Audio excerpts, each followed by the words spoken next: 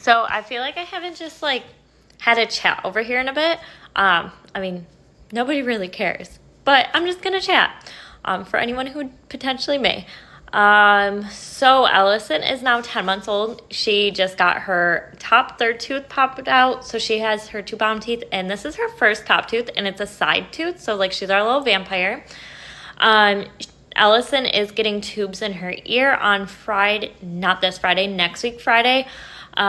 She's had constant double ear infections and has constant fluid in her ears, which is actually during her hearing test.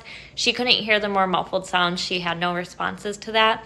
So we're hoping by having the tubes in her ears, it starts to drain them and we can prevent any potential hearing loss, speech issues that could go with the constant ear infections, as well as ease any pain that she may have, even though she's a very happy baby and doesn't seem like she's in pain all the time.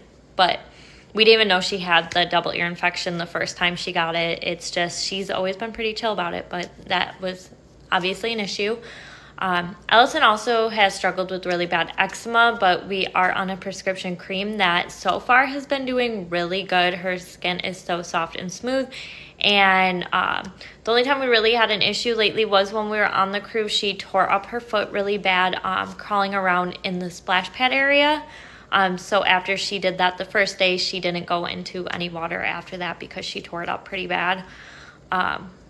Just because I don't know if it was really the eczema or just her super sensitive skin as well.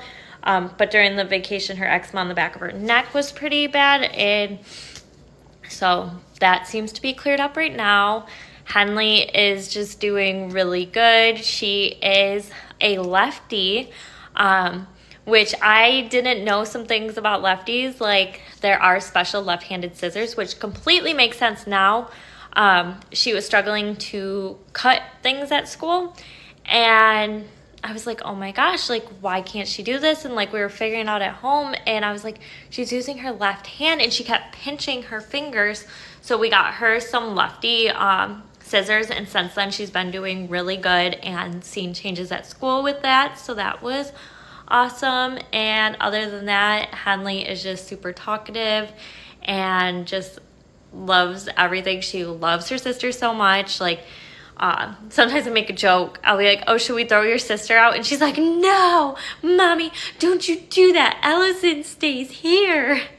And Ellison has a nickname in our house. We call her Ellie Belly. Most of the time she is just called Ellison, but there are times where we do call her Ellie Belly. We never call her just Ellis.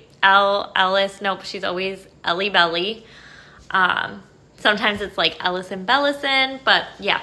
So that is what's going on there. So I recently had to go see my urologist and do a 24-hour urine test because I've been having issues with my kidneys and kidney stones forming. So my kidneys are just full of stones. They say I have spongy kidneys and they're just piled with a ton of stones. I am now on a giant horse not progesterone, Haley. That is a completely different issue. I do not want to be on progesterone anytime soon, guys. Potassium. I am on potassium pills. Giant potassium pills that I have to take 2 times a day, and I'm not allowed to take it with girl dinner. The doctor specifically said I have to take a whole meal and do that, so that is really hard because I don't typically eat 2 big meals in a day.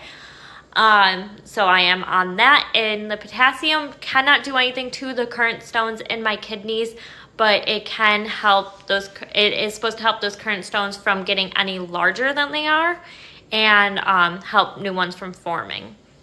So they didn't say anything like I need to drink more water or anything. They said everything looked good on that end, that I am doing everything I can. It's just hereditary. My dad has this issue too. It's hereditary. My blood pressure at my last few doctor's appointments, which was my urologist and my primary, was slightly elevated, like 132/82.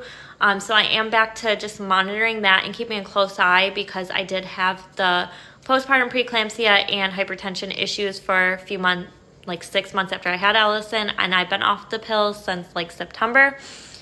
So we're just monitoring that to make sure it's not turning into a chronic hypertension, or I potentially could have just been nervous because I was at doctor's offices and all that.